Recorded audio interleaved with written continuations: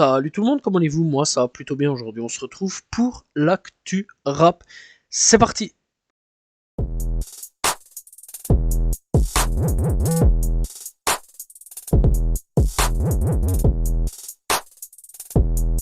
On commence l'actu rap avec Nouvelle École puisque la saison 3 a été annoncée. Alors SCH reste en tant que jury, mais il y en a deux qui sont supprimés. Donc Shai et Niska ne seront plus jury et ce sera SDM et Aya Nakamura qui seront jury. Alors personnellement, je vais quand même donner mon avis là-dessus. Alors, SDM, je trouve quand même qu'il est fortement jeune dans le rap pour pouvoir donner un avis, je pense, suffisamment constructif. Je veux dire par là en fait qu'il est arrivé il y a pas longtemps dans le rap, voilà, donc en plus il a encore pas construit vraiment de label ou etc. Donc voilà. Et ouais, comparé à un SCH qui a quand même quelques années derrière, eh bien, je vais dire quand même que je ne sais pas si les avis seront réellement objectifs. Quant à Aya Nakamura, eh bien, c'est un peu la même chose. C'est pas une rappeuse. Je sais pas du tout pourquoi elle est là. Bref, en attendant, on va quand même voir. J'ai hâte de voir un petit peu ce que ça va donner cette nouvelle saison. En tout cas, j'espère que ce seront des avis un peu plus objectifs quand même que Niska ou Shay, voilà, donc avec des lourds, trop lourds, ouah, trop fort, ouah, t'es trop beau, ouah. Bref, on espère vraiment un petit peu autre chose pour cette saison 3. Bref, j'espère quand même eh bien, une meilleure saison que la saison 2. Hornet la frappe et tout simplement contre Twitter. Alors, je vais quand même m'expliquer, tout simplement. Alors, il a été un peu interrogé sur son opinion concernant donc un peu Twitter et les gens donc qui disent qu'il y a des classiques, etc. Bref, il dit tout simplement c'est fait berner par Twitter, ouah, masterclass, ouah, masterclass poulet. Frérot, tu écoutes l'album, il pue sa mère.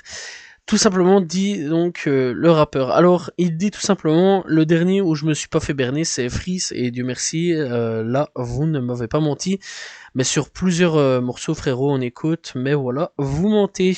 Ce n'est pas vrai en gros on fait du rap depuis qu'on a 10 ans frérot on a toujours écouté du rap toute génération on a mangé du rap mais tu veux pas me dire que ce projet là il est lourd. Bref donc il dit mais pourquoi c'est devenu de la politique, vous êtes dans quel bail? C'est bon, c'est pourri, tu l'écoutes parce qu'il est gentil, parce qu'il ne fait pas la rue, mais non, parle musique frère, je trouve qu'on se fait berner par ce truc-là. Alors, depuis, eh bien on va pas se mentir que Hornet est en train de se faire incendié sur les réseaux sociaux. Et quand je dis incendié, c'est incendié sur beaucoup de choses. Bref, il y a beaucoup de gens en fait qui sont contre ce que Hornet a dit. Moi personnellement, je suis un peu contre. J'ai quand même découvert pas mal de rappeurs via Twitter, Insta, etc. Et très sincèrement, c'est vrai quand même qu'il y a beaucoup de projets, etc. que j'ai écouté parce que bah, Twitter en parlait, etc. que je me suis dit pourquoi pas aller checker. Et franchement, il y a du bon, il y a du bon. Ouais, il y en a de temps en temps qui sont pétés. Mais il y a des mecs comme Freeze Corleone, s'il n'y avait pas eu la grosse communauté Twitter qui en parlait pas H24, etc. Eh bien, est-ce qu'aujourd'hui, Freeze Corleone aurait vraiment la grosse communauté qu'il a derrière aujourd'hui? Clairement, je sais pas, je pense pas. Mais franchement, non, sur ce coup-là, il y a beaucoup de projets qui sont vraiment excellents venant de Twitter. Donc voilà, je pense que clairement, là, sur ce coup-là, Hornet a tort sur beaucoup de choses. Voilà, et c'est pas parce que tu parles pas forcément de rue que t'es mauvais, il faut le savoir. Voilà, il y a quand même plusieurs rappeurs qui parlent pas forcément de rue et qui sont quand même vraiment bons. Et c'est pas parce que tu parles de rue que forcément t'es très bon. Il y a plein de mecs qui parlent de rue donc dans le rap et qui sont vraiment mauvais. Et ça, on peut pas se mentir. Rof, il refuse tout simplement de rencontrer l'ex-ministre Jack Lant. Bref, il dit c'est pas les flammes ici. Alors, eh bien, il a reçu un petit message. Bonjour, monsieur Jack Lant a lu l'entretien de Rof dans la Libération des 1er et 2 juillet dernier suite à la mort de Naël. Il trouve ce texte excellent et donc il est très juste. Il est très juste. Donc voilà. Et pourrions-nous envisager une rencontre entre Rof et monsieur Jack Lant? Bref, eh bien, il a répondu. Non merci, nous n'avons pas les mêmes valeurs, c'est pas les flammes ici. Alors, c'est vrai quand même que on rappelle donc Jack Land est tout simplement accusé de choses pas très malsains, enfin fortement malsains, voilà, et pas très net. Surtout, voilà, et eh bien en gros il avait été invité aux flammes et ça avait créé une énorme polémique. Bref, en tout cas, respect à Rof sur ce coup-là. Un complément d'enquête sur Cyril Hanouna va avoir lieu et Booba a clairement réagi. Bref, donc, il dit tout simplement, il sort quand ce complément d'enquête sur le caïd OS fin de TPMP. Cyril Hanouna, PS interviewé, le Raymond il a la langue bien pendue et c'est beaucoup de choses. Bref, après il dira tout simplement, ne nous décevez pas, le peuple a besoin de vérité, on n'en peut plus de tout ce cirque. Bref, donc c'est tout simplement Tristan Walek qui dit donc la campagne de désinformation contre complément d'enquête menée depuis un mois par des commentateurs du groupe Bolloré et a un mérite, tout simplement. Il nous rappelle à quel point notre indépendance est précieuse et que nous nous battrons jusqu'au bout pour la conserver. Bref, c'est vrai quand même qu'il devrait y avoir prochainement tout simplement un complément d'enquête sur Cyril Hanouna. Ça avait déjà été annoncé il y a quelques temps d'ici, donc je pense que j'en avais déjà parlé. Et eh bien là c'est officiel, donc voilà, ça devrait prochainement arriver. On ne sait pas trop quand, on n'a pas encore de date. En tout cas, ça devrait passer sur France 2. Donc voilà, et ben on a hâte de voir un petit peu ce qui va être dit dans ce complément d'enquête. On va parler de Kerry James. Alors avant, Kerry James, c'était un peu le daron du rap, voilà, tout le monde le respectait, etc. Et aujourd'hui, sa réponse à une étudiante a enflammé le net. Et on va pas se mentir que c'est pas en très bien, puisque les gens se sont littéralement foutus de lui. Bref, eh bien donc la séquence qui a suivi un peu le buzz sur les réseaux sociaux, c'est lorsque la journaliste de Click lui demande Kiri si vous aviez quelque chose à dire à cette jeunesse là, qu'est-ce que vous leur diriez? Bref, eh bien là-dessus il répond un peu en chanson, tout simplement malgré les déceptions, les dépressions suite à la pression que chacun d'entre nous ressente malgré la répression et les oppressions, la discrimination. Puis les arrestations, malgré les provocations, les incarcérations, le manque de compréhension, les peurs et les pulsions, leur désir de nous maintenir la tête sous l'eau, transcendant ma motivation, nourrit mon ambition. Bref, c'est tout simplement un couplet a cappella qui nous vient tout droit donc de son morceau Banlieusard sorti en 2008. Donc voilà, et ça a un petit peu créé le buzz parce que en fait, on va dire que pas mal de gens se sont foutus de lui littéralement. Voilà, aujourd'hui, eh bien, malgré le respect que beaucoup avaient à l'époque, il y a plus beaucoup de gens qui ont du respect pour Kerry James. C'est quand même chaud, on va pas se mentir. Bref, à voir un petit peu ce qui va se passer pour le futur, mais c'est vrai quand même qu'il y a pas mal de gens en ce moment qui se foutent pas mal de Kerry James.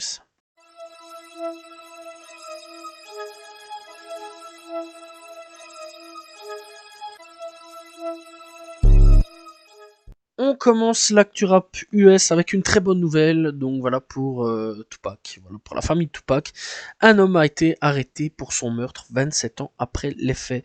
Bref, on rappelle tout simplement que Tupac, donc le meurtre de Tupac a été commis en 1996, était une affaire des plus importantes de l'histoire du rap.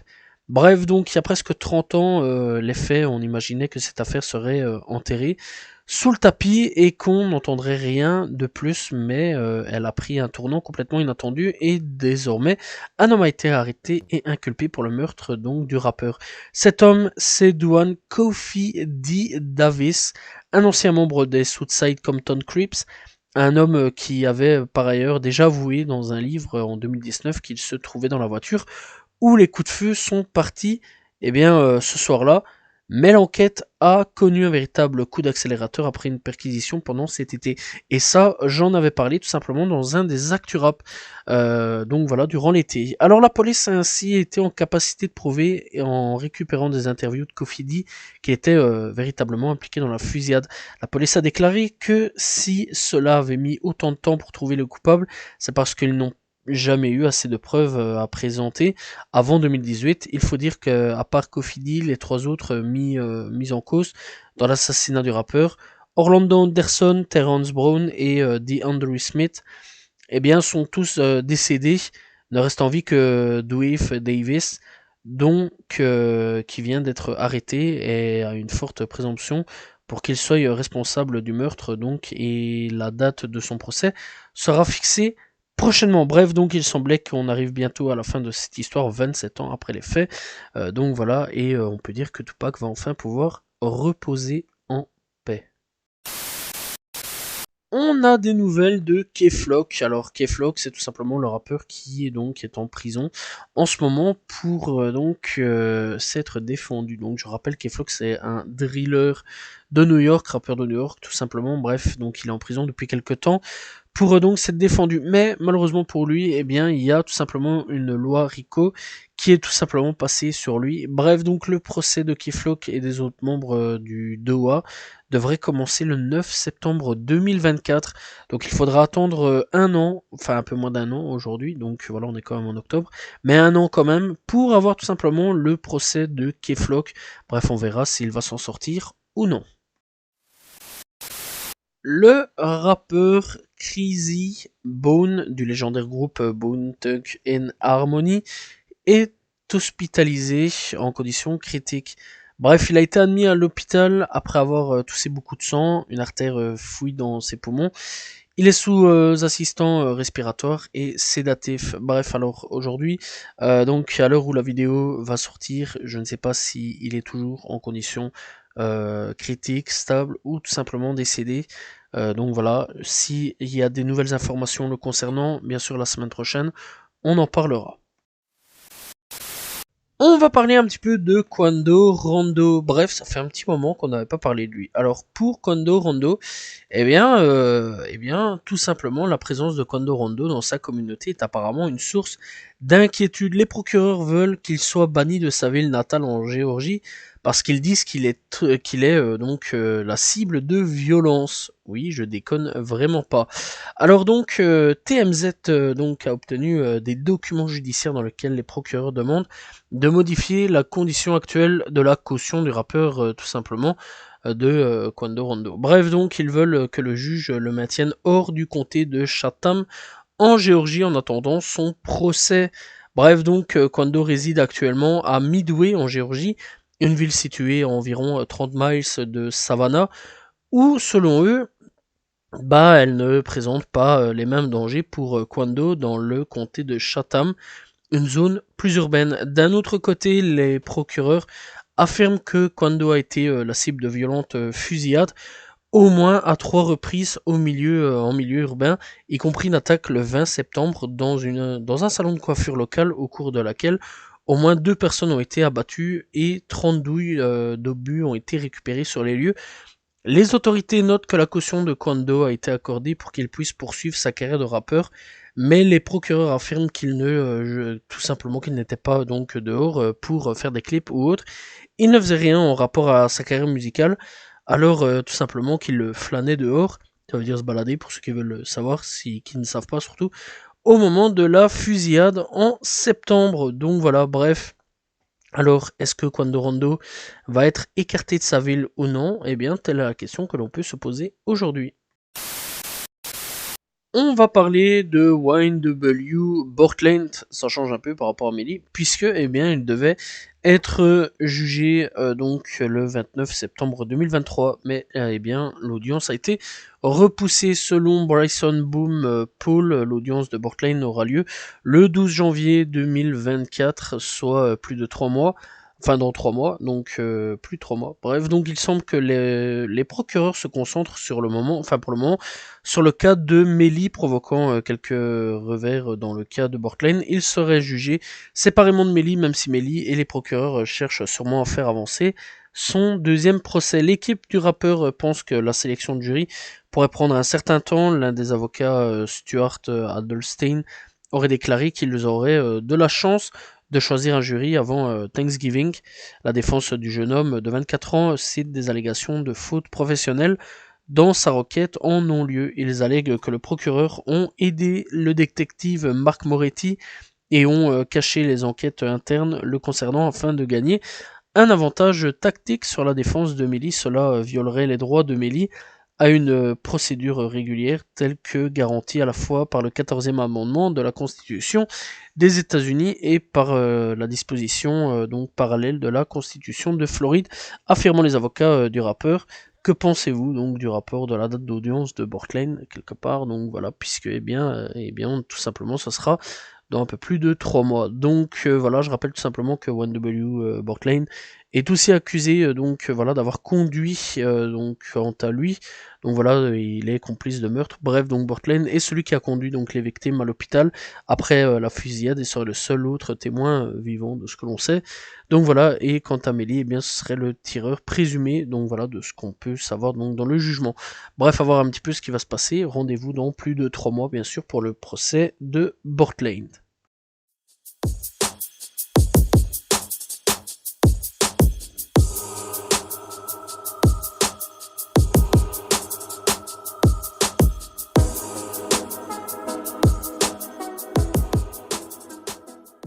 Coup de cœur de cette semaine, on commence tout simplement avec Lil Durk et Kid Cudi avec Guitar on My Room. Bref donc, eh bien après on commence avec Lil TK aussi avec Eve qui fait son retour. On a Sleepy Hollow avec Anxiety en featuring avec Doeishi. On a donc Leto avec Préjudice, et d'ailleurs gros retour de la part de Leto. On a Lil Niar et Gierbo avec Godasak qui fait le retour. Daju et Zola qui font un featuring pour la guitare, suit la mélo. Voilà, bref, petit son sympa, je vais pas vous mentir là-dessus. Bref, Lil Uzi Vert aussi qui fait de retour, enfin qui fait son retour tout simplement avec NFL, très gros son de sa part. Bref, ça fait du bien de retrouver un petit peu Lil Uzi Vert. Bref, en tout cas, c'était les coups de cœur de cette semaine, n'hésitez pas à aller checker.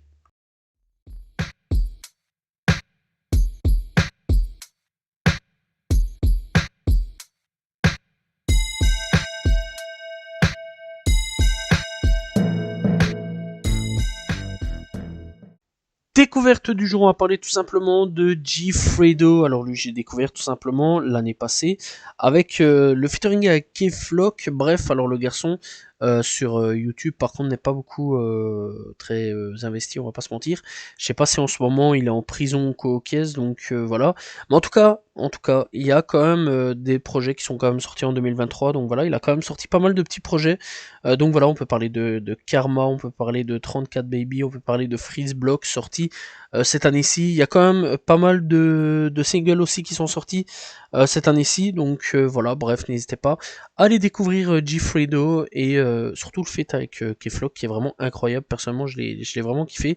Bref, et en même temps, n'hésitez pas donc à aller kiffer tout simplement et checker un petit peu ce que fait G-Fredo, disponible sur toutes les plateformes de streaming.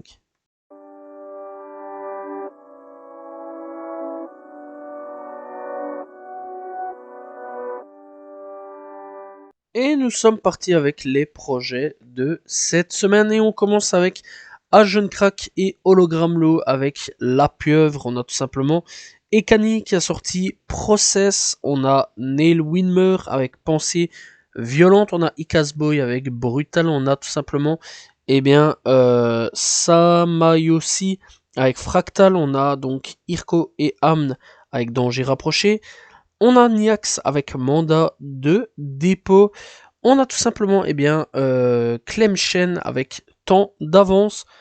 On a donc Genesio avec Vibestar S2 ou saison 2. Bref, donc on a tout simplement HK avec HK La Paille avec Noctambule. On a donc Empty 7 avec Aura Pronobis. On a Webset avec Tuba. On a donc Bosco avec Mort, je me considère déjà. On a Maximus avec Humain. On a OG Looney avec OG Looney versus les doutes. On a Lord avec Que me ramène Chronos. Et donc comme dernier projet FR, on a Javel avec Puzzle.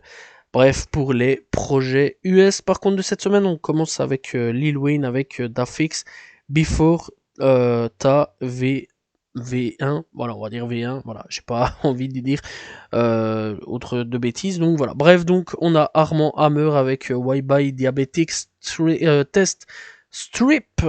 On a donc Taiga et YG avec Hit Me. Wayne Olive The Club. On a donc Rome Streets avec Nose Candy 5. On a donc tout simplement Cleo Soul avec Gold. On a Georgia Smith avec Filing or Flying. On a Armand Amer ouais, avec Wybot. Ah non, ça j'ai déjà dit, excusez-moi. On a donc Kainon Dixon avec The R&B You Love. On a donc Yogoti avec CMG qui ont sorti donc I Show It So. On a Maxo avec Davey Soon. On a donc Ashoka avec Dreamer Valley. On a donc, tout simplement, après Destroy Lonely avec iFluke. Cold Kill Deluxe, on a Miles Monday avec Where Tear Smoke, on a Bia avec Rayleigh Air Deluxe, Zahir avec Kao Hasty, on a Avalino qui a sorti donc Goat Save The Street Deluxe, J Faisal avec Fuck Bang Famous, Cash Kid avec No Sock 3, on a Femdot avec Free Sample Volume 2, on a Sanity avec Breeze to Blossom, et donc on a Kamal Williams avec Stink et Kelvin Crash avec Arch, tout simplement. Voilà, c'était les sorties de cette semaine. Voilà, c'était l'ActuRap. J'espère que vous l'avez apprécié, cet ActuRap de cette semaine. N'hésitez pas à vous abonner, liker, commenter, partager. On se retrouve la semaine prochaine, bien sûr, pour un nouvel ActuRap. Demain, pour une nouvelle vidéo. Salut tout le monde. Ciao, ciao.